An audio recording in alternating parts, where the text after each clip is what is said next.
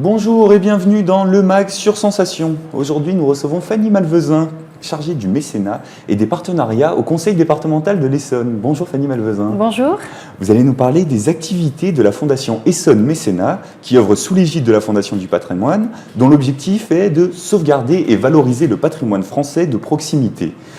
Fanny Malvezin, la Fondation Essonne Mécénat, elle est née il y a 2 ans, en 2017, dans l'Essonne. Tout à fait. Pourquoi faire? Qu'est-ce qu'il y a comme activité à mener dans l'Essonne pour le patrimoine? Alors, il y en a beaucoup qui sont des initiatives à la fois privées et publiques. La Fondation Essonne Mécénat, elle a la vocation de s'occuper de la restauration du patrimoine public qui appartient au département de l'Essonne, qui en a beaucoup, et d'accompagner les investissements qui sont engagés par le département pour valoriser son patrimoine en Essonne. Oui, le patrimoine, c'est une action dont on parle de plus en plus depuis quelques années, notamment à travers la Fondation la Fondation du patrimoine. Essonne Mécénat, vous êtes associé à la Fondation du patrimoine, qui est connue médiatiquement par la figure de Stéphane Bern, et qui est votre parrain. Du coup, on va écouter ce qu'il avait à dire au moment du lancement de la Fondation Essonne Mécénat. C'est tout naturellement d'être le parrain de la Fondation Essonne Mécénat, d'abord par amitié pour une des vice-présidentes du département, et aussi tout simplement parce qu'on ne peut pas passer son temps à la télévision à dire « défendez votre patrimoine » et ensuite ne pas le faire quand on vient vous solliciter pour donner l'exemple. Donc il faut être cohérent dans la vie. Donc il faut être cohérent et il faut agir. Comment est-ce que vous travaillez avec la Fondation du patrimoine et Stéphane Bern? Alors, le président du Rouvray et le président de l'Essonne a sollicité Stéphane Bern dès le début de l'aventure Essonne Mécénat pour essayer de trouver un parrain qui soit un peu emblématique. Il n'était pas encore nommé à l'époque à la mission Bern, donc on a eu vraiment de la chance parce qu'on l'avait sollicité un tout petit peu avant. La mission Bern, on va refaire les missions du gouvernement. Voilà, la mission du gouvernement. Du coup, on l'a sollicité pour lui demander s'il était prêt à nous accompagner sur cet enjeu. Évidemment, il a répondu favorablement, donc c'était très chouette de l'avoir. Et puis après, c'est vrai qu'il a été nommé par le gouvernement. Donc ça donne plus de force. Mais ça donne d'autant plus de force, de visibilité à la Fondation et de crédibilité aussi pour les citoyens qu'on sollicite pour leur demander de nous accompagner dans la restauration du patrimoine essonnien.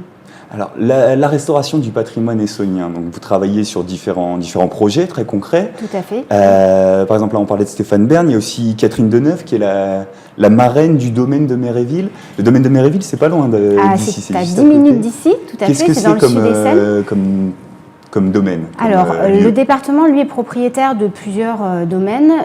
La Fondation s'attache à valoriser 3 domaines spécifiquement. Donc, on a les maisons-ateliers du peintre Fujita sur le Nord Essonne, sur le plateau de Saclay. Il y a le domaine de Chamarande, qui est le navire amiral de l'Essonne, au cœur de l'Essonne, un grand domaine public avec un beau château style Louis XIII, celui-ci. Les châteaux et les jardins voilà. aussi. Et il y a le domaine de Méréville, qui est donc vraiment à la frontière du Loiret, dans le Sud-Essonne, qui est un jardin pittoresque, un des plus emblématiques en Europe. C'est un des plus grands jardins pittoresques avec des fabriques à l'intérieur, des cascades, des grottes, qui était fermé au public pendant très très longtemps. De quoi est-ce qu'on a besoin sur ce domaine? Alors là, énormément de projets. Du coup, le département s'est attaché à vraiment travailler sur le jardin au début, donc pour rouvrir les portes du domaine au public puisqu'il était fermé, restaurer les ponts, restaurer les miroirs d'eau qui existaient au XVIIIe siècle, qu'avait créé le marquis de la Borde. On a obtenu du ministère de la Culture le label Jardin remarquable en nous accompagnant justement sur ces heures d'ouverture. Et nous avons 2 projets spécifiquement sur lesquels nous avons fait des appels aux dons au public. Donc c'est à la fois la restauration des miroirs d'eau, donc redonner la présence de l'eau qui est très importante dans cette partie de la vallée de la Juine dans le domaine, et aussi restaurer le pont aux boules d'or, qui était une des fabriques. Il y avait 20 fabriques. Pour le coup, tout à fait. Alors, il y avait 20 fabriques au domaine de Méréville. Aujourd'hui, beaucoup sont en mauvais état, donc il fallait les restaurer. Les ponts, ça fait plus sens au début puisque ça permet d'ouvrir les circuits de visite. Exactement.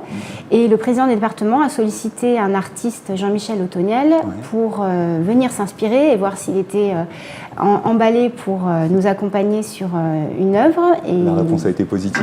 La réponse a été aussi positive, comme quoi... il y a des choses attirantes. Il y a des choses attirantes et l'histoire et l'identité de Méréville est vraiment très connue dans le monde des jardins, dans le monde de la culture. Et c'est cet héritage, je crois, que le département a voulu transmettre au public. Et donc, il va nous créer une œuvre contemporaine, un pont, du coup. Il a dessiné un nouvel ouvrage dont les travaux commenceront l'année prochaine. Et donc là, spécifiquement, on va lancer une souscription en 2020 pour ce projet spécifique. Voilà. Donc, vous parlez d'appel aux dons publics, de souscription. Qui sont Fondation Essonne Mécénat? Qui sont les mécènes de l'Essonne aujourd'hui? Alors, tout le monde peut être mécène. Oui. Il n'y a pas de gros dons, il n'y a pas de petits dons. Tout le monde peut être mécène. Le simple citoyen, le particulier, qui habite à côté du domaine, qui est heureux de participer à un projet collectif. Et qui en donnera du sens, tout à fait. Mais ça peut être aussi une entreprise qui a envie de s'investir localement ou aussi sur un projet international parce que Méréville est dans les musées du monde entier grâce à Hubert Robert qui l'a dessiné.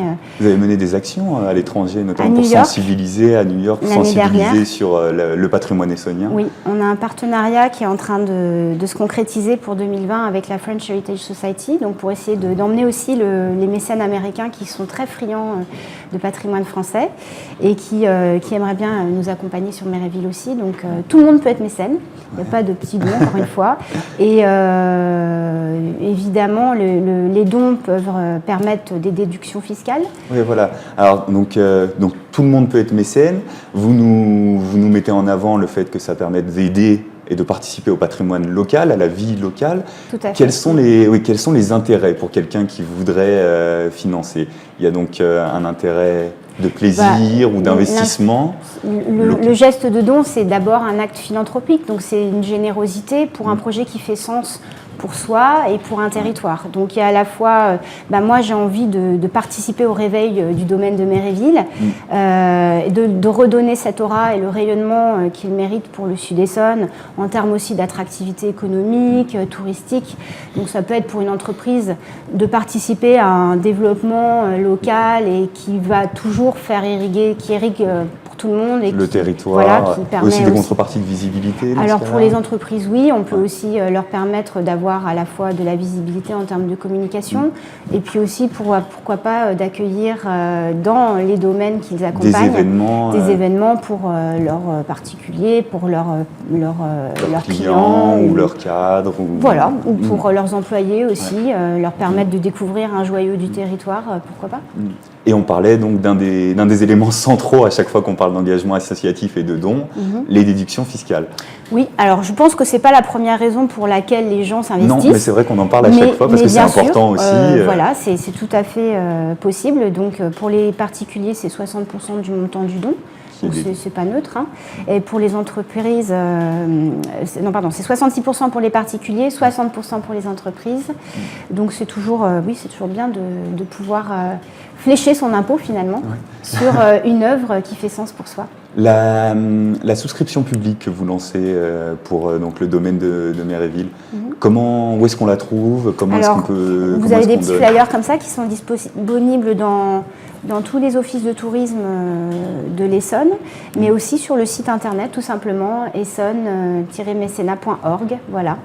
Ou sur la Fondation du patrimoine. Vous pouvez faire votre don en ligne en payant sur la Fondation du patrimoine. Il y a un onglet Essonne Mécénat où vous pouvez trouver les projets. Et quand on vous soutient, c'est toujours donc pour des projets spécifiques, on sait à quel projet va notre argent? Alors, ou soit vous pouvez donner de manière générale pour soutenir vos activités? Vous pouvez donner à la fondation, voilà, tout simplement. Et après, en fonction de l'avancée des projets, le comité exécutif de la fondation fléchera aux projets les plus avancés. Ou alors soutenir un des projets spécifiques, soit la restauration des miroirs d'eau à Méréville, soit le pont Boule d'Or. Et voilà, on ouvrira certainement à Chamarande l'année prochaine aussi une nouvelle souscription pour les travaux du château. Et sinon, il y a en cours pour la maison atelier Fujita sur le Nord-Essonne. On vous retrouve sur ces différents terrains d'activité. Merci Fanny Malvezin d'avoir été avec nous. Merci à vous. Je rappelle que vous êtes chargée du mécénat auprès du conseil départemental de l'Essonne. C'était le MAG sur Radio Sensation. Vous pouvez retrouver cette émission en podcast audio et en vidéo sur notre site et notre application Radio Sensation. Merci beaucoup.